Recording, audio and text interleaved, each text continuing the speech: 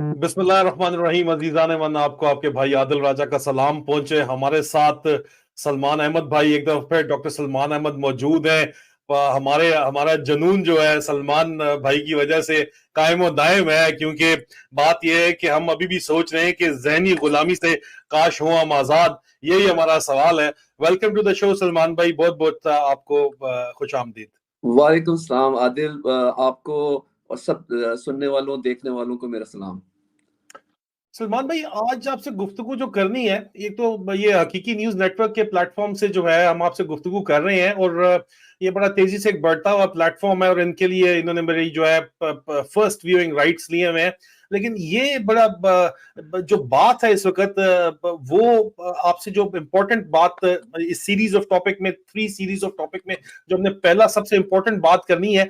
आपने ट्वीट सलमान भाई बड़ी सख्त किस्म की नॉर्मली आप बड़े सख्त ट्वीट्स इतनी ज्यादा करते नहीं है, इसलिए मुझे ये सख्ती लगी। ये ट्वीट इस वक्त हम अपने नाजरीन को दिखा रहे हैं। आपने कहा कि आसिम मुनीर और जनरल कुरैला की तस्वीर लगी हुई है। आप अमेरिका में बैठ के अमेरिकन सेंटकॉम के कमांडर की तस्वीर आपने लगाई हुई है, और आपने साथ लिखा है कि when the biggest slave and Ghulam general sales himself, it's an order for rest to follow.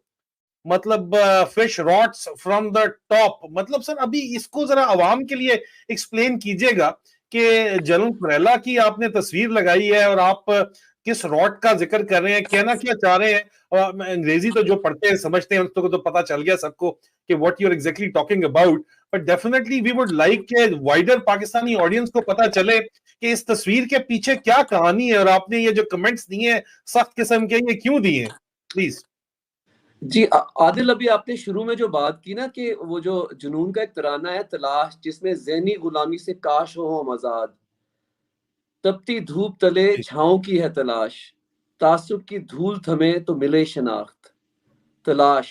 तो ये अभी ना आदिल 6 अक्टूबर को दुबई में जब जुनून का कॉन्सर्ट हुआ ना, तो हजारों लोग एक आवाज में ज़हनी गुलामी से काश हो आजाद वो हमारे साथ अपनी आवाज जोड़ रहे थे। और मैं आपके सुनने वालों को बताना चाहता हूँ, जिन्होंने कभी शायद जुनून के कॉन्सर्ट पता नहीं देखा हो या नहीं, कि मैं ना बहुत ज्यादा मुतासिर अल्लामा इकबाल की शायरी से हूँ और रहा हूँ। उन्होंने साकी नामा के अंदर जो है ना, जो उन्होंने बात की, जमाने के अंदाज बदले गए, नया राग है, साज बदले गए, खिरत को गुलामी से आजाद कर, जवानों को पीरों का उस्ताद कर। अब आ जाते हैं आपके सवाल पे। देखें, जो अमेरिका के जो एनालिस्ट है ना, जिस तरह ब्रूस राइडल है, ठीक है, उसने किताब भी लिखी हुई है, पब्लिकली भी उसने ये बात की है। उसने ये कहा कि देखो, पाकिस्तान के जर्नैल जो हैं वो हमारे गुलाम है। बेसिकली उन्होंने ये कहा कि हम इनको मिलिट्री एड जो देते हैं ना, वो ब्राइब्स होती हैं, कि अमेरिका जो मिलिट्री एड देता है पाकिस्तान के जर्नैलों को, वो रिश्वत है। जो भी हम उनसे करवाना चाहें वो हम करवा लेते हैं, ठीक है।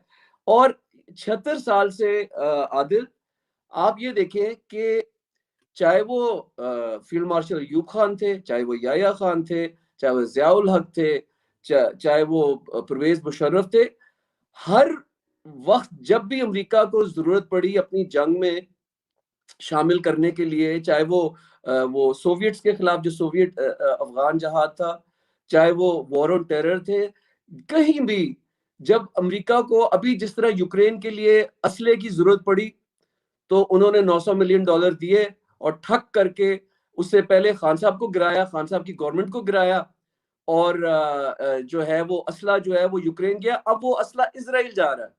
वही असला जो बना है वो मुझे पता लगा है कि खरीदा तो अमेरिका ने था, ठीक है, लेकिन ये ताबेदार कौन है? सूबेदार तो समझ आती है, ताबेदार कौन है, यू नो।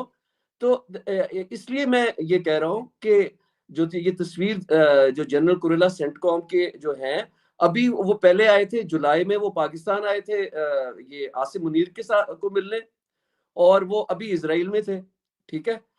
ये अभी कुछ 10 दिन पहले वो इजराइल में बैठे थे कि भाई क्या जरूरियात, इजराइल को किस चीज की जरूरत है, ठीक है, असले की जरूरत है, ठीक है। हम असला जो है वो हमने पहले से वो रखा हुआ है। तो आर्टिलरी इसलिए मैं शेल्स आपको बेच रहे हैं, जो आर्टिलरी शेल्स बेच रहे हैं, जो बनते ही पाकिस्तान में है अभी।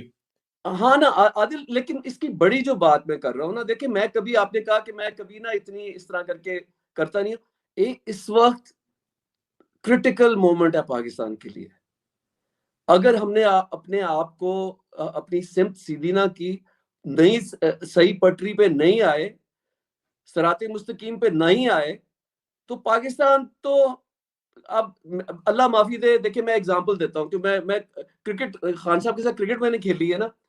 اب یہ افغانستان کے ساتھ میچ ہو رہا تھا پاکستان کا کل، ٹھیک ہے یار. دیکھو ہم بچپن سے نا، ہمارے دماغ میں، دل میں جو کرکٹ گراؤنڈ ہے نا، وہ ایسی جگہ ہے جہاں وقار، ملک کا وقار، ملک کی ڈگنیٹی، وہ سب کچھ جو ہے نا، ہم اس کو جوڑا ہوا ہے کرکٹ کے ساتھ. کل جس طرح پھینٹا لگ رہا تھا افغانستان میں، پھینٹا لگا رہا تھا، مجھے شرم تھی. اور مجھے شرم بھی تھی. میں نے کہا یا اللہ، یہ اس وقت عکاسی کر رہے ہیں جو ملک کے ساتھ جو حال کیا ہوا نا پچھلے 18 مہینے کے اندر، ہمارے ملک کا جو حال ہوا ہے کہ معیشت بھی ختم، رول آف لا بھی ختم، جمہوریت بھی ختم، ہر بندہ جو ہے وہ بکا ہوا ہے. اور یہ اس وقت جو مار پڑ رہی ہے کرکٹ کی گراؤنڈ پہ، پاکستان یہ کہہ رہا ہے کہ میں جاؤں کدھر. یہ حالت پچھلے 76 سال سے کس نے کی؟ ہماری جرنیلوں نے، غلام جرنیلوں نے. انہوں نے جو عادل، آپ حساب لگاؤ کہ سنس 1948 قائد اعظم محمد علی جناح کے انتقال کے بعد 23 سویلین پرائم منسٹر آئے ہیں، ٹھیک ہے، 23. ایک بھی جو ہے وہ اپنی ٹرم نہیں کمپلیٹ کر سکا. یہ اور جرنیل ایکسٹینشن پہ ایکسٹینشن، ملٹری کو پہ ملٹری کو. ہم پہلے سمجھتے تھے، میں واقعی میں سمجھتا کہ میری فیملی میں air marshals, generals, brigadiers, group captains, مطلب شہادتیں دی میری فیملی نے. عادل شہادتیں دی ہے پاکستان کے لیے. 3 سال وہ اپنا جو پی او ڈبلیو رہے ہیں. میں کبھی سوچ بھی نہیں سکتا تھا سخت بات کہنے کی ہمارے کسی جرنیل کے خلاف. لیکن جب مجھے میرے آنکھوں سے پٹیاں ہٹائی گئیں اور میں نے جو دیکھا، میرے گھر والوں پہ جس طرح تشدد کیا گیا، نامعلوم حضرات گئے، مجھے کہا گیا کہ اپنا پاس ورڈ دے دو، مجھے بلیک میل، ڈیتھ تھریٹس آ رہی ہیں. تو میں نے ریئلائز کیا، یا تو ہم ڈر کے مارے، ہم غلام ہیں اور ہم ڈر کے مارے بھاگ جائیں، یا مسلمان کو 2 راستے دیے ہوئے ہیں. ایک راستہ ہے ہجرت کر لو، دوسرا راستہ ہے کہ ڈٹ کے جہاد لڑو. تو میں تو جہاد لڑ رہا ہوں. میرے یہ تو الفاظ اور میرا جو خیال ہے وہی وہ طریقہ ہے جہاد لڑنے کا. اچھا سلمان بھائی، فائنل کوسچن اس ٹاپک کے اوپر یہ بنتا ہے کہ یہ تو پاکستان میں بچے کو پتا ہے کہ وہ لوگ کہتے ہیں ڈالر آرمی، ڈالر جرنیل، ڈالر پہ بک جاتے ہیں جرنیل. تو پاکستان کے بچے میں ابھی اویئرنس آ گئی ہے. سوال یہ اٹھتا ہے یہاں پہ، کیونکہ آپ امریکن پالیسی میکرز کے ساتھ اٹھتے بیٹھتے، ان کے ساتھ ملتے ہیں، لابنگ کرتے ہیں، تو ظاہری بات ہے خان صاحب کے لیے آپ کی کافی ڈیٹیلڈ ان کے ساتھ اکثر ملاقاتیں ہوتی ہیں اسٹیک ہولڈرز کے ساتھ امریکہ کے اندر. تو وہاں پہ کیا ایسا کام ہے جو، چلیں رجیم چینج ہو گئی، جو بھی ہونا تھا، جو بھی ڈرامہ کرنا تھا وہ لابنگ باجوے نے کی تھی حسین حقانی کے ساتھ، جو کچھ بھی ہوا تھا وہ تو ہو گیا. اس کے بعد جو بیڈ پریس امریکہ کو ملا وہ بھی آپ کے سامنے ہی ہے، جس کی وجہ سے انہوں نے بیک سٹیپ لیا. لیکن اب ایسا کون سی چیز ہے جو عمران خان نہیں کر سکتا لیکن نواز وہ کام کر سکتا ہے، بہو بٹ جو ہے وہ یہ کام کر سکتا ہے؟ یہ مجھے بتائیں وہ کون سی ایسی چیز ہے جو نواز شریف ایک بکاؤ کنوکٹڈ کرمنل وہ کام کر سکتا ہے لیکن عمران خان نہیں کر سکتا. اس لیے ابھی جو ہے وہ نواز شریف کا واپس لانا جو ہے وہ بڑا ضروری ہے. اور جس طرح اس کو واپس لایا جا رہا ہے، what is that particular requirement؟ U S کی ایسی کون سی ریکوائرمنٹ ہے؟ غلام تو ہیں ہمارے جرنیل، قوم ہی غلام ہے پوری کی پوری، چھوڑ دیں اس بات کو. لیکن شہنشاہ اعظم جو ہیں وہ کیا ایسا کام چاہتے ہیں جو عمران خان نہیں کر سکتا اور وہ نواز بھی کرے گا، جس کو ایک ہمارے جاننے والے اس کو مختلف ناموں سے پکارتے ہیں. مجھے ابھی اس وقت چلیں چھوڑے، نواز شریف ہی وہ کام کر سکتا ہے. وہ کون سا ایسا کام ہے جو بہو بٹ ہی کر سکتا ہے؟ بس عادل آپ تو تاریخ بڑی اچھی طرح جانتے ہو، میں بھی ایک چھوٹا سا طالب علم ہوں تاریخ کا.